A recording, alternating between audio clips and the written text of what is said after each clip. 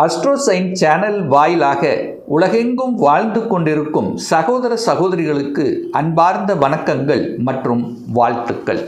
இன்றைய பதிவு ஆவணி மாத ராசி பலன்கள். இந்த ஆவணி மாத கிரக நிலைகளை பார்க்கும் பொழுது சனி பகவான் வக்ரமாக மீனமனையில் அமர்ந்திருக்கு. குரு பகவான் கடகத்தில் உச்சமாக அமர்ந்திருக்கார். இந்த மாதம் ஆவணி மாதம் சூரிய பகவான் இந்த மாதம் முழுவதும் சிம்ம மனையில் கேதுவோட இணைந்து இருக்கிறது. செவ்வாய் பகவான் மிதுன மனையில் வீற்றிருக்க, ராகு பகவான் கும்பத்திலும் கேது பகவான் சிம்மத்தில் அமர்ந்திருக்க, இந்த மாதம் பார்த்தீங்கன்னா புதன் பகவான் டிரான்சிட் ஆகுது. அதாவது கடகத்தில் இருக்கக்கூடிய புதன் பகவான் சிம்ம மனைக்கு பயிற்சி ஆகிறது இந்த ஆவணி மாதம் 5ஆம் தேதி. அதே போல் மீண்டும் ஆவணி மாதம் கரெக்டாக சொல்லப்போனால் ஆவணி மாதம் 21ஆம் தேதி புதன் பகவான் சிம்மத்திலிருந்து கன்னி மனைக்கு அங்கே உச்ச பலம் அடைய போகுது. அதே போல் சுக்கிர பகவானுடைய பெயர்ச்சியும் இந்த ஆவணி மாதம் 16ஆம் தேதி நடக்குது. அதன்படி பார்க்கும் பொழுது நீச்சமாக இருக்கக்கூடிய சுக்கிர பகவான் ஆட்சி பலத்தோட துலாம் மனைக்கு பயிற்சியாகிறது. இந்த கிரக அமைப்புகளை வைத்துக்கொண்டு இந்த ஆவணி மாதம் என்ன பலன், எப்படி இருக்க போகுது, எதை செய்யலாம், எதை செய்யக்கூடாது, என்ன மாதிரியான தெய்வ வழிபாடு உகந்தது என்பதை பற்றி இந்த பதிவில் 12 ராசிகளுக்கும் டீட்டெயிலாக நம்ம பார்க்க போகிறோம். நம்ம சேனலை நீங்கள் ஃபஸ்ட்டு டைம் பார்ப்பவர்கள் என்றால் மறக்காமல் சப்ஸ்கிரைப் பண்ணிக்கிங்க. துலாம் ராசி அன்பர்களே, ஆவணி மாத பலன்கள் எப்படி இருக்க போகுது, இந்த துலாம் ராசி துலாம் லக்ன அன்பர்களுக்கு அப்படின்னு பார்க்கும் பொழுது ராசிநாதனான சுக்கிர பகவான் 12ல் போய் உட்கார்ந்துருக்கார். விரைய ஸ்தானத்தில் உட்கார்ந்து நீச்சமாக இருக்கார். அப்போ என்ன நடக்க போகுது, நீங்கள் போய் 12ல் இருக்குன்னு அர்த்தம். அப்போ விரைய ஸ்தானத்தில் இருக்குது. சில சமயங்களில் நீங்கள் நினச்சது நடக்காமல் காலதாமதம் ஏற்படுத்தக்கூடிய தன்மை அல்லது செலவுகள் அதிகமாகக்கூடிய தன்மை, இது நடக்கலையே என்று நினைத்து சில தடைகள் தாமதங்கள், அது அப்படியே ஒரு தியானத்தில் இருப்பதைப் போல நடக்க மாட்டேங்குது அப்படிங்கிற மாதிரியான ஒரு சில தன்மைகள், மனதில் எதையாவது நினைத்து குழப்பம் ஏற்படுத்தக்கூடிய தன்மைகள் அப்படிங்கிறது கண்டிப்பாக இந்த துலாமுக்கு ஏற்படுத்தும். ஏதோ ஒரு வகையில் ஒரு மன சங்கடங்கள், தாமதம், தடை, இது நடக்கலை அப்படிங்கிற மாதிரி ஒரு தன்மை, இப்படி எல்லாம் இருக்கக்கூடிய இந்த துலாம் ராசி என்பவர்களுக்கு இந்த மாதம் ஆவணி மாதம் 16க்கு அப்புறம், அதாவது ஃபர்ஸ்ட் ஆஃப் ஒரு மாதிரி தொய்வாக இருக்கும். செகண்ட் ஆஃப் பார்த்திங்கன்னா ஆவணி மாதம் 16ஆம் தேதி உங்கள் ராசிநாதன் ஆட்சி பலம் அடைகிறார். 16க்கு அப்புறம் தொட்டது துளங்கும். எதெல்லாம் தடை ஏற்படுத்தி கொண்டிருந்ததோ அது அந்த தடையெல்லாம் விலக காத்து கொண்டிருக்கிறது. மனதில் தன்னம்பிக்கை கிடைக்கும். மனதில் அதாவது ஒரு உற்சாகம்ங்கிறது இருக்கும். இப்போ கேட்டிங்கன்னா ஏதோ போகுதுப்பா, ஏதோ நடக்குதுப்பா அப்படிங்கிற மாதிரி இருக்குமே தவிர அந்த ஒரு ஹாப்பினஸ் அப்படிங்கிறது இந்த ஆவணி 16ஆம் தேதிக்கு அப்புறம் மனம், எண்ணம், செயல், சிந்தனைகள் வலுப்பெறக்கூடிய அமைப்புங்கிறது இருக்குது. ஸ்ட்ராங்காக இருக்குது. எதெல்லாம் அதாவது அந்த சுக்கிரன் ஆட்சி அடைகிறார் அல்லவா, அப்போ சுகபோகங்கள் அள்ளித்தரக்கூடிய ஒரு மாதமாக அமையும். சுகம் சார்ந்த விஷயங்கள், தான் ஆசைப்பட்டது, சுக்கிரன் அப்படிங்கிறது சுகபோகங்களுக்கு அதிபதி. இந்த திருமண தடைகள் நிறைய பேர்த்துக்கு இருந்திருக்கும். போன மாதம் பார்த்திங்கன்னா 7ஆம், அதாவது சுக்கிரன் போய் 12ல் மறைஞ்சிட்டார். அப்போது இப்போ ஆட்சி பலம் பெற்று அங்கே 7ஆம் இடத்தை பார்க்கும்போது அந்த திருமண தடை, சுப காரியங்கள், மங்களகரமான விஷயங்கள் எல்லாமே தங்கு தடை இல்லாமல் நடக்கக்கூடிய அமைப்புகளை நிச்சயமாக உருவாக்கும் இந்த துலாம் ராசி அன்பர்களுக்கு. சார், தனம் சார்ந்த விஷயம் எப்படி இருக்க போகுது, பொருளாதாரம் ஒரு வளர்ச்சி காணக்கூடிய மாதமா அப்படின்னு கேட்டிங்கன்னா 2ஆம் இடத்தை பார்க்கணும். இந்த 2ஆம் அதிபதி யாருன்னா செவ்வாய். அந்த செவ்வாய் போய் பாக்கியஸ்தானத்தில் இருக்கிறது ஒரு நல்ல அமைப்பு. 2க்குரியவன் 9ஆம் இடத்தில் அமர்ந்து கொண்டு தனக்காரக கிரகம் என்று சொல்லக்கூடிய குரு பகவானுடைய பார்வை பெறும்போது கண்டிப்பாக பொருளாதார ஏற்றங்கள் உண்டு. அதாவது பணம் வரல அப்படின்னு நினச்சிட்டு இருக்கவங்க இந்த ஆவணி மாதம் 16ஆம் தேதிக்கு அப்புறம் பணம் வந்துடும். ஒரு மாதிரி ஒரு டல்லாக இருந்த விஷயங்கள், சோம்பேறித்தனமாக இருந்த விஷயங்கள் எல்லாம் அந்த முயற்சிகள் வெற்றி பெறும்னு அர்த்தம். அந்த முயற்சி எடுப்பீங்க. இதை செய்யணும், இதை பண்ணணும், இதை மாற்றணும், இதை சேஞ்ச் பண்ணணும், இதெல்லாம் செய்தால் நல்லா இருக்கும் அப்படிங்கிற எண்ணங்களை கண்டிப்பாக கொடுக்கும். என்ன வகை, அதாவது ஒரு தொழில் மாற்றம், உத்தியோக மாற்றம், ஊர் மாற்றம், இடம் மாற்றம், இந்த மாதிரி மாற்றங்கள் எல்லாம் கிடைக்கக்கூடிய ஒரு மாதம் இந்த ஆவணி மாதம் 16ஆம் தேதிக்கு அப்புறம். சார், வாக்கு சார்ந்த விஷயங்கள், அதாவது இந்த நிறைய பேர் பார்த்திங்கன்னா என் பேச்சை கேட்கல, நான் சொல்கிறது ஒன்று கேட்க மாட்டேங்கிறாங்க. குடும்பத்தில் கூட சில உபத்திரங்கள் இருக்கின்றவர்களுக்கெல்லாம் இப்போ உங்கள் பேச்சை கேட்கக்கூடிய அமைப்பு ஆவணி 16க்கு அப்புறம் நல்லா இருக்குன்னு சொல்லுவேன். முயற்சி ஸ்தானத்தின் அதிபதியாக இருக்கக்கூடியவர் குரு போய் உச்ச பலம் பெற்று எங்கே இருக்கார்? 10ஆம் இடத்துல உட்கார்ந்துருக்கார். ஸோ 3க்குரியவன் 10ல் அமர்ந்திருக்கார்.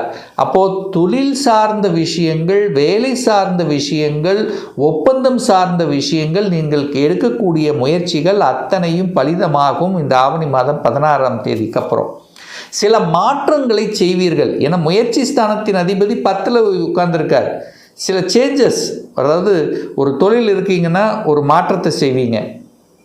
எப்படி? ஒரு ஸ்ட்ராட்டஜி பிளான் வகுத்து ஏன் நமக்கு லாபம் வரல, இதனால் என்ன, ஸோ இந்த மாதிரி நிறைய விஷயங்கள் புகுத்துவதற்கு, புதிய விஷயங்களை புகுத்துவதற்கு உகந்த மாதமாக அமையும்.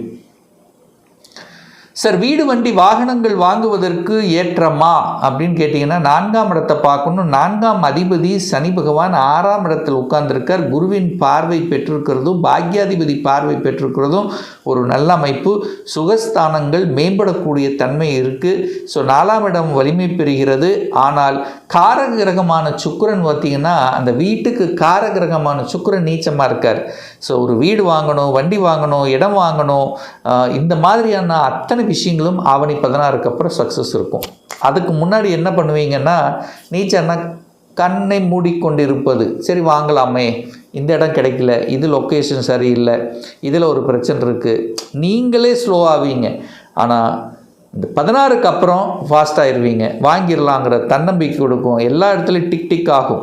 அப்போது என்ன சொல்ல வரேன்னா, ஆவணி 16க்கு அப்புறம் இந்த துலாம் ராசி என்பவர்களுக்கு தொட்டது நினைச்ச காரியங்கள் ஜெயமாகக்கூடிய அமைப்பு பரிபூர்ணமாக இருக்கிறது.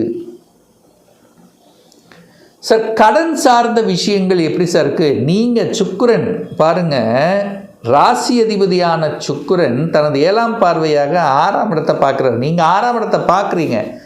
ஒரு சிலர் ஹெல்த் சார்ந்த விஷயத்தில் கூட சில உபத்திரங்கள், தொந்தரவுகள் கண்டிப்பாக இருக்கும். அதுவும் சுகர் சார்ந்த விஷயங்கள், ஏதோ ஒரு உபத்திரம்ங்கிறது துலாமுக்கு கண்டிப்பாக இருக்கும். ஏன்னா நீங்களே அது 8ஆம் அதிபதியும் அதே சுக்கிரன் தான். அப்போ 8ஆம் அதிபதியாக இருக்கக்கூடிய சுக்கிரன் 6ஆம் இடத்தை பார்க்கும்போது ஹெல்த் சார்ந்த விஷயங்கள், கடன் சார்ந்த விஷயங்கள், வம்பு வழக்கு சம்மந்தப்பட்ட விஷயங்கள் போகக்கூடாது அப்படிங்கிறத மைண்டில் வச்சுக்கோங்க. அப்போது ஆவணி மாதம் 16ஆம் தேதிக்கு அப்புறம் கோபப்படக்கூடாது, ஆக்ரோஷப்படக்கூடாது, டக்குன்னு ஒரு முடிவு எடுக்கக்கூடாது. நிதானத்தன்மை அவசியம் என்பதை உணர்ந்து கொள்ள வேண்டும்.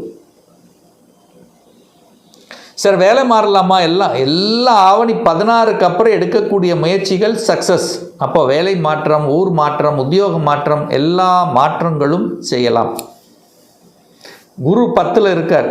10ஆம் இடத்தில் குரு, மாற்றங்கள், பதவி மாற்றம். அதாவது 10ல் குரு வந்தால் பதவி பறிபோகும்னு அப்படி கிடையாது.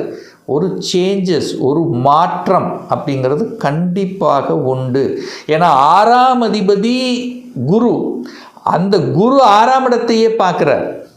அப்போ 6ஆம் இடம் என்பது வேலை அல்லவா? அப்போ வேலை மாற்றம் நிறைய துலாம் ராசி என்பவர்களுக்கு வேலை மாற்றம் கிடைக்கும், ப்ரமோஷன், இடமாற்றம், இதெல்லாம் இந்த மாதம் நீங்கள் எதிர்பார்க்கலாம். 11ஆம் அதிபதி லாபத்தை கொடுக்கக்கூடிய சூரிய பகவான் ஆட்சி பலத்தோட வலிமையாக உட்கார்ந்துருக்கு. அப்போ லாபாதிபதி வலிமை பெறுகிறது. புதனும் வந்து இங்கே உருவார பாக்யாதிபதி லாபாதிபதி சேரும்போது லாப பாக்கியம், தன பாக்கியம். ஸோ ஒரு பாக்கியத்தை தரக்கூடிய அமைப்புங்கிறது உண்டு. நெடு நாட்களாக இது கிடைக்கல, இது நடக்கலை, இது செயல்படுத்த முடியல என்று நினைத்து கொண்டிருக்கக்கூடிய துலாமுக்கு ஒன்று நல்லது நடக்கும். நல்ல விஷயம் ஒன்று நடக்க போகுது. அதில் மாற்று கருத்து என்பது இல்லை. அதே சமயத்தில் நிறைய பேர் பார்த்திங்கன்னா இந்த வெளிநாட்டு தொடர்புகளை கொடுக்கும். ஒரு வெளிநாட்டுக்கு போகணும், அங்கே போய் படிக்கணும், அந்த கல்வி சார்ந்த விஷயத்தில் வெளிநாட்டு சம்பந்தம் என்பது கண்டிப்பாக ஏற்படுத்தும். என 5ஆம் இடத்துல ராகு அமர்ந்திருக்கிறார். 11ஆம் அதிபதி 11ஆம் இடத்தில் கேது இருக்கிறது. எந்த ஆசை நிறைவேறாமல் இருந்த, அதாவது வெளிநாட்டு போகணுங்கிறது இன்றைக்கி நேற்று எடுத்த முயற்சி கிடையாது. ஒரு 6 மாதமாகவோ ஒரு வருடமாகவோ உங்கள் ஆள் மனதில் தோன்றி நான் அங்கே போய் படிக்கணும், அங்கே போய் ஜெயிக்கணும், அங்கே போய் வேலை பார்க்கணும், இந்த எண்ணம் இருந்தவர்களுக்கெல்லாம் சக்ஸஸ் கொடுக்கக்கூடிய, அதற்குள்ளே என்ட்ரி ஆகக்கூடிய, அங்கே தொடர்புகளை கொடுக்கக்கூடிய அந்த ஒரு என்ன சொல்கிறது, ஒரு தடங்கள் கொடுத்துட்டு இருந்ததில்ல, அதெல்லாம் விலகிருச்சுன்னு சொல்ல வர்றேன். எப்போ? ஆவணி 16க்கு அப்புறம் சக்ஸஸ். சரி, இந்த மாதம் நல்ல தெய்வ வழிபாடு எது நல்லது அப்படின்னு கேட்டிங்கன்னா, சனி பகவானுடைய ஜெயந்தி பிறந்த நாள் வருகிறது. எப்போ சார் வருதுன்னா, ஆவணி மாதம் 19ஆம் தேதி 5/9/2026 சனிக்கிழமை என்று சனி பகவானுடைய பிறந்த நாள். அன்றைய தினம் சனி, அதாவது நவகிரகத்தில் இருக்கக்கூடிய சனி பகவானை சென்று வழிபடுவது ரொம்ப நல்லது. யாரெல்லாம் வழிபடலாம்? யாருக்கெல்லாம் சனி புத்தி நடக்கிறதோ, யாருக்கெல்லாம் வீடு வாங்க முடியல, இடம் வாங்க முடியல, குழந்தைகளால் கஷ்டங்கள், குழந்தைகள் தான் ஆசைப்பட்டது நினைக்கல, பூர்வ புண்ணிய பலம் இல்லை, ஹெல்த்தில் பிரச்சனை, கடன் பிரச்சனை, தொழிலில் பிரச்சனை அப்படின்னு இருக்கக்கூடிய அத்தனை பேரும் அன்றைய தினம் வழிபடுவது சிறப்பு. அதே போல் செவ்வாய் பகவானுடைய பிறந்தநாள் வருது. எப்போன்னா ஆவணி மாதம் 26/12/2026 சனிக்கிழமை என்று செவ்வாய் பகவானுடைய பிறந்த நாள். ஸோ அன்றைய தினம் நவகிரகத்தில் இருக்கக்கூடிய செவ்வாய் பகவானை வழிபடுவதும், அல்லது உங்களுக்கு பிடித்த முருகப்பெருமானை சென்று வழிபடுவதும் ரொம்ப நல்லது. யாரெல்லாம் வழிபடலாம்?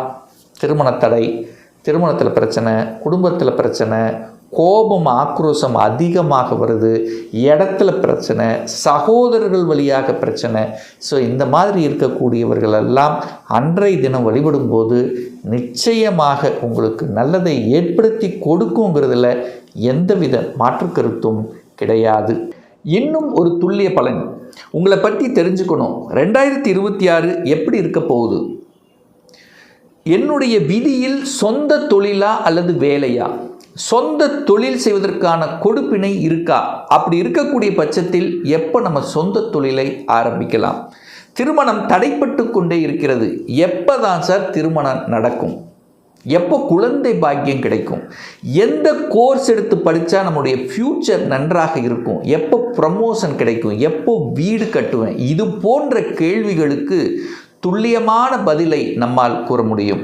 ஒரு பர்சனல் கன்சல்டேஷன் எடுத்துக்கணும், ஒரு சுயஜாதகம் பார்க்கணும் என்று விருப்பப்படக்கூடிய அன்பர்கள் டிஸ்பிளே தெரியக்கூடிய நம்பருக்கு வாட்ஸ்அப் மூலமாகவோ ஃபோன் கால் மூலமாகவோ தொடர்பு கொண்டு அப்பாயின்மெண்ட் பெற்றுக்கொண்டு கன்சல்டேஷன் எடுத்துக்கலாம். நம்மளுடைய அலுவலகம் கோயம்புத்தூரில் அமைந்துள்ளது. அதாவது கோயம்புத்தூரிலிருந்து மேட்டுப்பாளையம் செல்லும் வழியில் வெள்ளக்கிணர் பிரிவு அன்னபூர்ணா ஹோட்டலுக்கு பக்கத்தில் அமைந்துள்ளது. பிரியர் அப்பாயின்மெண்ட் வாங்கிட்டு நேரடியாக கன்சல்டேஷன் எடுத்துக்கலாம். நிச்சயமாக இந்த பதிவு ஏதாவது ஒரு ரூபத்தில் உங்களுக்கு யூஸ்ஃபுல்லாக இருக்குங்கிறதுல எந்தவித மாற்று கருத்தும் கிடையாது. இந்த ராசி நட்சத்திர நேயர்கள் அனைவரும் வாழ்க வளர்க வளமுடன் என்று எனது வாழ்த்தினை தெரிவித்துக் கொண்டு விடைபெறுகிறேன். நன்றி, வணக்கம், வாழ்த்துக்கள்.